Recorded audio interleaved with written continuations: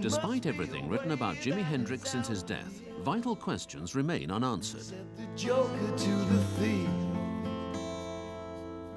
There's far too much confusion, and I can't. Since 1970, declassified government documents, new witness statements and pathological evidence have revealed a much clearer picture. It is now clear that Hendrix was not only aware that his life was in danger, but that he had deep, strong premonitions of his own death. Know what any of this is really worth. He looked me square in the eyes and said, "I won't be here." And I said, "What do you mean won't be here?" He says, "It's because I won't be in my body, I'll be dead." Out of the blue, he said to the reporter, "I doubt I'll live to be 28 years old."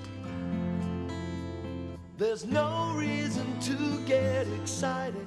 I'd asked him would he be going back to Seattle. He said, "Next time I go to Seattle, it'll be in a pine box."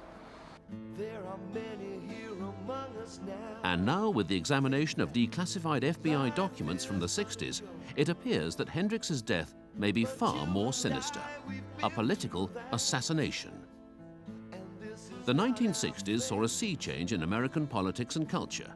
The anti-Vietnam demonstrations and the rise of the Black Power movement caused rioting in the streets. A new youth culture emerged in both the black and white communities.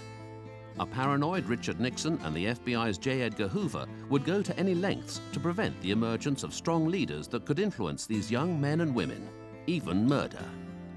Potential leaders included rock musicians who commanded the attention of millions. Hendrix linked up with the Black Panthers, and for that reason, he was a dead man.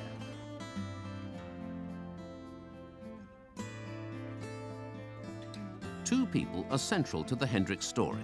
One is his manager, Mike Jeffrey. Mike Jeffries was a very strange, slightly shady character that sort of existed on the managerial sort of aspect of rock music. Always walked around in dark glasses with a kind of off-the-shoulder camel hair coat and things, you know, and looked a bit like a kind of caricature mafia. Spoke in a whisper. He wasn't terribly well liked, as far as I recall. Everybody was very suspicious of Mike Jeffries, and I think with some genuine reasons. The second person is Monika Dannemann, a 24-year-old German woman who spent the last few days of Jimi's life with him.